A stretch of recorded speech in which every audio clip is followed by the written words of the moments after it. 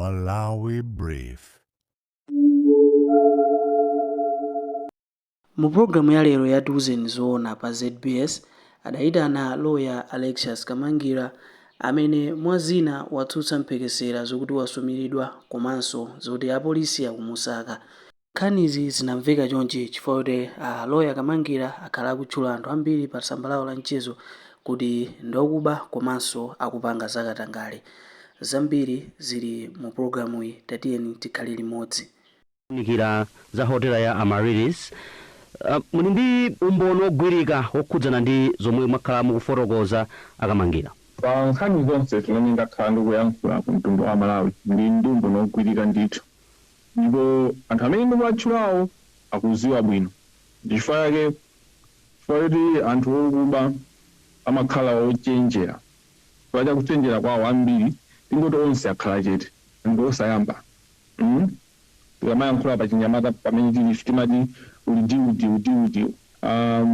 Komano chimene akufuna ndiona kuti milandu aziyankhira pa Facebook, sangayankhe milandu pa Facebook. Ndifuna kuti ndinakadandaula formally. So the moment ndinapita ku ACB kukadandaula, sindingamakhale so busy now kumayankha pa zinthu zimene akuyankhula pa Facebook, ka zinthu zimene akuyankhula pa ma TV osiyanasiyana. Ngati mwandiona ndikuwayankha chifukwa kuti zimene akupanga zija ndizikuthandizira mlandu kuti uphweke. Akuziulula mwachitsanzo nditalemba pa Facebook page panga nditaonesa chikalata chimene ndakasiya ku ACB nathamanga. Mwakamba nkhani okhudzana ndi 65 million kwacha imene mukuti idagwiritsidwa ntchito pofuna kupanga influence zokambirana kapena zimene inquiry imachita pa za Amaryllis Hotel. Muli ndi umboni maka pa zimenezi? What strongest piece of evidence you have right now? So ine ndine lawyer, inu nda anthu ankhani. Nde ine ngati lawyer ndimaziwa chochita pa nkhani ya za malamulo. Nde pa Zodiac sipoperekera umboni ogwirikayi ndipo ngokamba nkhani kuti nkhani ili yonse. Ngati mukufuna mukadziwa umboni umene ndinawo ogwirika, tiye ndikakomaneni ku court pamene ACB azikapanga proof yonena kuti analandira chiphuphu. Ndipo chiphuphu choti apanangotchula 65 million kulinga amazina. Musa yambe kukakamira kufunsa mafunso pa zinthu zomwe simukuzidziwa, fa za malamulo simukuzidziwa. Mano mwina kuyamba nkhani yokhudzana ndi zimene mwakhala mukukamba, mmene mukunenera mukuti it's a conversation imene tili nayo pa programu ya Dozen Zoona. Kunakakhala kwabwino kuti ma allegations amene mwakhala mukufotokoza mutati mwina mudziatengera monga munenera kuti ndi mloya kwa mabwalo a milandu kuchita kafukufuku okwanira musanabweretsenso pa social media. Inu mukuona bwanji nkhani ngati zimenezi? Anthu amene akuyankhula audio ndi asatana, ndi anthu amene apitiriza kuti dziko liwonongeke mmene ndikuwonongekeramo. Chifukwa ndikufunsani funso inuyo kapena ndifunsa Amalawi, ndi nkhani zingati zimene zaperekedwa ku Anti-Corruption Bureau zimene sizinafufuzidwe mpaka napano? Ndi anthu angati amene agwidwa kuba mpaka napanopa milandu yawo sikupita mnani konse? Ndi anthu angati? Ndikufuna kunena kuti tikamayankhulana pano we should be very sensitive, chifukwa zinthu zina zimene zimayankhulidwa they are very traumatic, they incite traumas.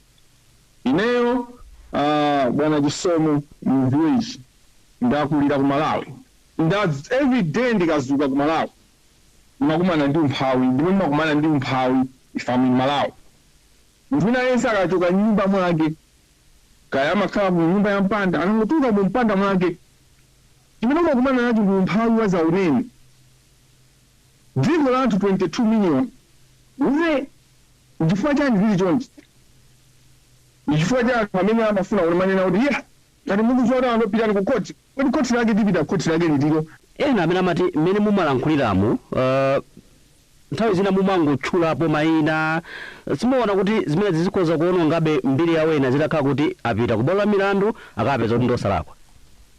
Zimene zaboza. Chifukwa chonenazo kuti kuyambirira nchonena kuti wina aliyense ngotetesedwa ndi malamulo, ndipo amene wamva mimba ndi amene amatsegula chitseko. Ndipo ngati pali wina wake amene wamva kunena kuti akamangira ndi akwira ine solo lako ali ndi ufulu wopita ku court and ena ake asakunamize kuti chifukwa chili ndili kunoko ku I'm not in the country kuti ndili kunoko ndi anthu sangapite ku court ndizaboza chifukwa kesi imene ndikuyankha ineyo ndi Kenyan Manda ndikuyankha ndili kunoko milandu sitengera kuti ukhale physically konko panopa tu technology inapita padali ndipo mlandu wanga umayenda pa 5 March uzoti nali mu court ndipo ndinaperekera ndipo ndinazimiraso ndeka ifa lawyer wanga pajana pangidwa chipongwe ndinazimira ndeka mpaka na mlandu ukupitirira so anthu ena akasakunamize nasakupake kuphula ndeni mafuna unena kuti palibe munthu amene ine namutchulapo amene ndi bomboni ngati niyo mvuna anthu amene mmakacheza nawo amakuuzani mukamati anthu akumati angatana kuuza kuti zina ilokha ili nina zina zinjini koma ilokha ili alibe umboni akamangira lichuleni pano ndikupaseni umboni wawo mwa chuchuchu panatulukanso masamba mchezo momwemo komanso zina zinakambidwa kuti inuyo mwasumiridwa pa nkhani imene kuti munalankhula mawu amene sanali oyenera komanso mafuna kupanga influence pa zochitika ndikuti zimenezi mwaziona munazilandira bwanji zimenezi komanso ngati kuliko titsimikizira kuti apolisi anakufikira nkoni ngati akuti akufuna kutsekulira ndi mlandu ndizaboza zimenezo akunama ngati atapange apanga after the thought I hope we don't result after the thought kuti sachitika kale ndi akukunza kuti hati natere koma palibe apanga sana sumire munthu naye sinasumidwe ndipo anakhala kuti nasumidwa nakhala nasumidwa bwezi mudaziwa simasa kuti zinthu zonse amazika pa social media panopa anthutu ayamba kumapangaso zimene akunena kuti ineyo ndikupanga zolakwikazi akumayika pa social media nawonso koma kunena kuti zimene ndikupanga zolakwika koma akumayankhanso pa social media pomwe ndifunso lanu mwachidule ndizaboza zonena kuti akandandaula kwapo ku polisi ngati adadandaule zikhala after the thought kuti zinthu zachitika kale kuti they want akhale ndi kena kake kuonesera kuti akupangapo kanthu kuti asangonena kuti kamangira uja wanena izi koma sakupangapo kena kalikonse ndipo nkumafunsa kunena kuti ngati atero sono ena onsewa zimavuta kutiko tamumimva funso nkhani imene yokhudzana ndi hotela ndinu mmodzi mwa anthu amene munayitulutsa dziko lisanadziwe kudali kofunikira bwanji kuti eni ndalama za pension adziwe za nkhani imeneyi komanso kuti ndiyopindulira bwanji dziko la Malawi choyambirira nchonena kuti mafunso labwino kwambiri bwana Chisomo Chingwala chifukwa dziko la Malawi linasozungulidwa ndi anthu amene amatsogolera amene safunira Malawi zabwino maso amene safunira Malawi zabwino le amapereka mfundo kapena masomphenya komanso malangizo komanso chiphunzitso cholakwika funso limene mwafunsalo likulumikizana kuti kodi chifukwa chani anyake ogwira ntchito mboma sakuoneka kuti ali machawi pa nkhaniyi komanso dzulo mkulu ina anali pa Luntha TV ndipo amakamba mena kuti nkhani amene imayenera kuwakhuza ndi agwira ntchito mboma anyakewo chonchi chifukwa chani amanena zimenezi chifukwa kuti gulu lina lililonse la anthu limakhala ndi atsogoleri ndipo ikamanena kuti mwachisanzo Malawi tili ndi atsogoleri athu koma dziko lija timayenera kuyendesa tonse tikamati democracy ndi power of the people by the people for the people zimene zinthandiza kuti ndi utsogoleri wa anthu otumikira anthu otumikira onso kukhala anthu mwamvetsana tanthauzo koma chichewa kuti ndimathawa mbisini mchewayi koma ndipempha kuti anthu ena ake atanthauzire kuti power by the people for the people of the people ikutanthauza chani muchichewa tinganene kuti bwanji izi timayenera kuti kuyendesa dziko lija ndi tonse koma timatumiza maparliamentarians aja uliso executive kumene kuja cabinet ministers kila kuma zakhala no president koma president amayendesa branch imodzi koma samayendesa mabranch onse branch yake imene amayendesa executive kina kumakhala mabranch ena amene kumakhala chief justice judiciary parliament kumakhala speaker kodi chimene kufotokoza nchonena kuti chani dziko lathu ngakhale tikuyendesa tonse Malawi kuzera ma structures amene ndanena sili kuyenda bwino chifukwa chani kodi vuto ndisho ya Malawi tonse Ndi chimodzi za civil servants za anthu ogwira ntchito mboma pamene fund jaili yawo chuma chicha chili chawo amene angamazisade zimene ziyazo andi utsogoleri waja andi union koma what happens anthu okubawa amapereka ziphuphu kwa atsogoleri aja. So what happens is akapereka ziphuphu kwa atsogoleri aja basitu aliyese amakhala alibe mphamvu amakhala kuti anthu aja sangayankhulepo. So ndakufuna kunena zimezi kuti kusapanga kusaoneka kukwiya kwa anthu amene amagwira ntchito mboma ndi chifukwa cha utsogoleri umene wapangidwa tent ndi anthu amene akubandalama. Ndio utenga wanu kupita kwa utenga wanu maka kupita kwa pamene mukupitiriza kupita kwa amene akugwira ntchito mboma makamba ponso za akunyumba ya malamulo komanso ma public officials ogwira ntchito mboma amene timafotokoza ndotani pamene mukuti akuoneka kuti saonetsa chidwi kwenikweni chofuna kuti akhale patsogolo kulimbana ndi mchitidwe umenewo. Ifikapo kumeneko mafuna kunena kuti funso lanu silinamalize kuyankha ndi funso lalikulu limene nafusalira. Lero mafuna kunena kuti despite kuti ndalama zimene zijazo zikukhuza anthu ogwira mboma komano ndalama zimene zijazo ndi taxpayers money ndi ndalama zotina kuti zikutikhuza tonse amalawi tonse. Fund imene jayo we should be interested to what happens in fund because zikukhuza anthu amene amapereka service to us anthu amene so anthu amene agwira ntchito mboma amatitumikira ife tonse amalawi. So anthu amene agwira sapangidwa treaty bwino satitumikiranso ifeyo bwino pamene bandi amene bali chitime but we don't have basically what is conceptualization of why the trust fund concerns all of us Malawians, not only those that work in civil service. It's good. And I mean, I'm going to go much. Chilo yao imakaya kuti tumikira ife amapereka ma service kwa ife.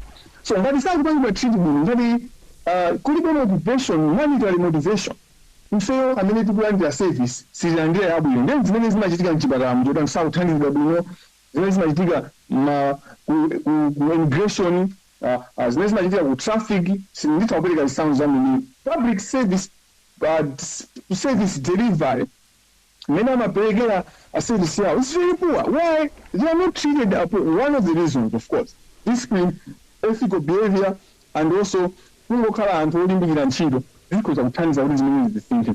Koma china chachikulu ndichonena kuti corruption, financial fraud ndinjoli chikuona kuti kukhuza to service ziphuphu komanso kuzembesa ndalama ndinkhani yoti kutikhuza. So nkhani yakhaotero ya masiku sepa ngati koma pachitika zinthu zooneka kuti palinda ziphuphu komanso ndalama zimazembesedwa to service zitikhuza. Now uthenga wanga opita kwa awawa ogwira ntchito mboma komanso ogwira ntchito madera osiyanasiyana pa nkhani yedu kamba ndiwu kuyambira nchonera kuti dzukani musayembekezere wina wake kuti akumenyera nkhondo udzuke ani mazakamba zonena kunena kuti kumanena kuti sumumapitisa nkhani kukhoti sumata muafunse kuti whistleblower amatani, do they understand the whistleblower?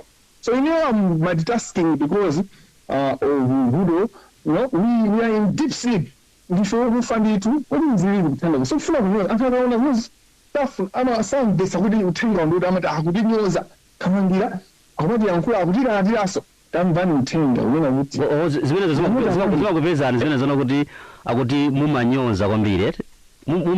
I get a lot of feedback. And you know, Facebook page Yangaija. When I come down to research in that serious Kumalai Page Jaro has brought a lot of research that people can go through and get a lot of information. And what a Greece and Shido, page ya Facebook, Upunzi Azambini, Pazinjini behavior and social behavior, where you see a group of people, I will this kind of Akamangira into see yes, some of them, the young actually Aminama Mugonda, Atembeluga, Akuna Zona, what will Ndeka, anything. Kina kuza mchua wina mina madana nae kamangira kwemba mangangoda. So utenga oma ndiweza ndiwo pejija ima nikandira so ini kuti ndivese kuti udantha kuganiza bwanji kuti vudo ine ndija ndiko ndipangitako ja ndifake I have been consistent kuyambira 2024 ija ndakhala consistent but page yanga started in 2018 in December anthu amene amaziwa za research ataniyang'ana aone zimene ndakhala ndikuyankhula. I have been very consistent. Magamba kani kuzana ndi whistleblower kuti ndinu modzi mwa amene mumatenga nkhanizi tingoti kubenthula nkhani zimene mukuona kuti nzofunikira dziko likambirane komanso kapenapo ayi pachitike chinthu. Mukamayang'ana nkhani yokhudzana ndi ma whistleblower kapena anthu amene akugwira ntchito imeneyi, mumaunikira motani pa nkhani zokhudzana ndi chitetezo chawo? Dziko la Malawi ndilopereka chitetezo chokwanira kuti anthu adzitukuka ochuluka muti ndi ochepa amene alipo? Choyambira njoni kuti dziko la Malawi malamulo athu mwambiri, especially not the constitution yathu ndi yabwino kwambiri. Anthu ambiri amanya constitution yathu ndiyolakwika. Olakwika ndife tukanika kuigwiritsa ntchito constitution ija. Utokhala ndi constitution yokongola chotani yamphamvu chotani koma ngati anthu anyakeni simukupanga implement ili ngati kukhala ndi base kapena tisaonena kuti kukhala ndi galimoto yodula kwambiri pa dziko lapansi ka BMW ya 2026 kumango isiya pa nyumba kumango iyang'ana wina ali ni ka Mazda X-Trail, ka Mazda Paso, wina ndi Paso. Kuma Paso ija kupeza kuti kupanga zanzeru kuposa base. So it's not just about the instrument icho. Kuma anthu amene kugwisa ntchito. Anthu amanena kuti kuthamanga kwa galimoto kapena zintchito za galimoto zimaoneka aso ndi amene akuyendesa galimoto ija. Malawi yemwe imene alili mena anaendesera achakwera dziko lifu for last 5 years utakusiyanisa imene akuendesera Peter Mutharika. So but Malawi yake ndiyo kuti ndiyeyo ndi zimene zozoona kuti malamulo aku Malawi ambiri ndi abwino koma malamulo ena malamulo amene amayenera kuti tithani ndi katanga tithani ndi kuzembesa chuma cha dziko. Malamulo amene anapangidwa kuti athandizire kuzembesa chuma cha dziko, athandizire corruption. China chimene mungadziwe kuti chifukwa cha chimene chichi umboni wake ndionera kuti tilibe malamulo oteteza ma whistleblowers. You should ask the government of Malawi kuti what protection have you given Kamange? They have not given me any impact. They have opened me up for some of the people amenifufuza on August on 4th October 2024 I was attacked. They wanted to kill me. I believe that they wanted to kill me. Instead of protecting me, they wanted to kill me. But 5 October 2025, when I was leaving the country, mimi natuka mzigo la Malawi kumabwera ku Europe, ndinalinda ICID amupanga 4 and they wanted to arrest me. It was Dr. Stephen Kayini who stopped it, who said no, don't arrest Alexius Kamange.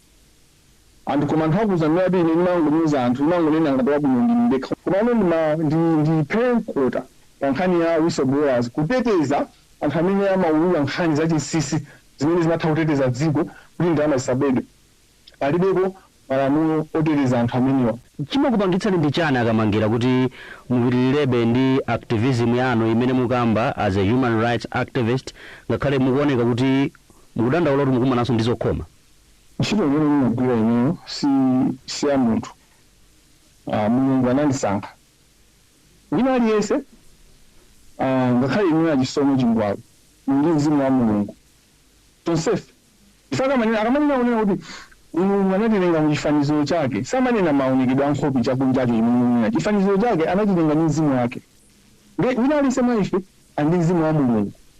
Koma zimakhala kwa ife kupanga embrace the spirit of God. Ndipo Mulungu chokupanga embrace. Chifukwa chani Mulungu wa chisankho kuti amatilewa kuti mwana wanga ndifuna kwangiji koma chili kwa iwe safuna kuti kakamiza. So mukafunsa nena kuti kodi iweyo ngakhale umakumana ndi mavuto oterewa Amalawi osapanga ukauza ati zukani Amalawi kumapitiriza kuti ati asiyeni awo osazuka chanchani. Chifukwa chani kupitirira zaka zonsezi kumwamalabe kulira kumenyera ufulu wa anthu izo kumenyera ufulu wa anthu amene amakupanga chipongwe kapena anakupangapo chipongwe. Chifukwa chake ndikunena kuti ntchito isi ndimapangira munthu. Ntchito imene ndimapangayi ndimapanga ntchito yotumizidwa ndi Mulungu. Namene andipasa ntchito imeneyi. Mulungu anandilenga. Ndinayese Mulungu anamulenga ndi cholinga. Zimakhala kwa ife kutenga cholinga chathu ndi cholinga chimene anandilengera Mulungu. Ineyo agogo anga Christina Siyombera Wizombe amayi amene anamwalira ankakhala kumangochi. People know her, especially the Catholic Church. Kandiuza kuyambira ndili mwana kuti iweyo ndiwe David mwana wanga. Ndiankanza kuti iweyo ndiwe Joseph. Sinanga nachizukulu komano nachivikuso chakumapeto. Ndiankanza kuti iweyo uzapulumutsa abale yako. But later on, I realized that actually iwo aja ndi prophecy mina makamba na ndi ulo koma iwo aja samamvesa so prophecy ija. I was not meant to save my family. I was meant to save the country. And so this is a mission within which I'm going to say this is one jabu ya sinta. Iwo lisinta. Mwatsekulayi ndi Zodiac Broadcasting Station ZBS. Ndipo munthu palibe munthu amene adalepelese information and it's not for me.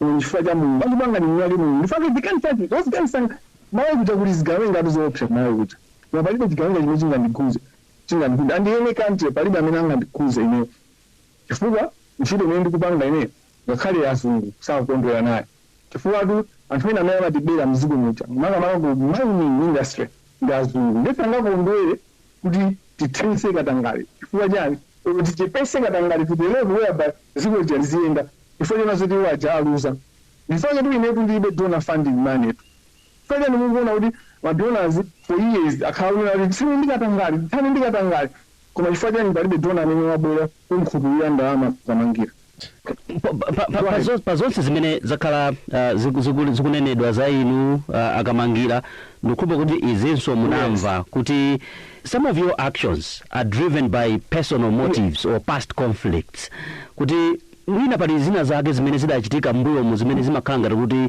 zikukusunthani kuti muchite zimenezi. How do you respond to that? Zimapangidwa generalize kuti mwina kapena mulindike na kake kamene mafuna kuti mukwaniritse kokhudza inuyo like personal motive and past conflicts. Zakhala zikulembedwa pa Facebook page one. Aji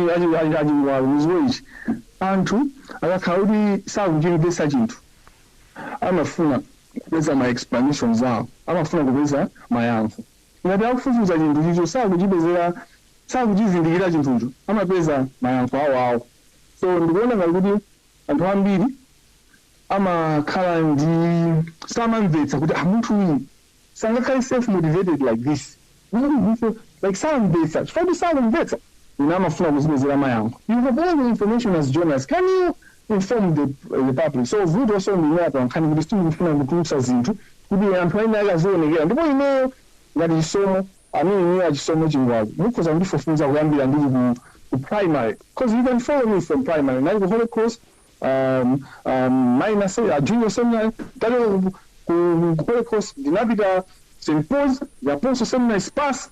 Alexis Kamangira omwe ndi human rights lawyer komanso iwo watu ndi mmodzi mwa anthu amene akhala kufotokozapo pa zambiri zokhudzana ndi katangale ndi ziphuphu mdziko lino komanso kuti tichite bwanji ngati dziko polimbana ndi kuthana ndi mchitidwewu.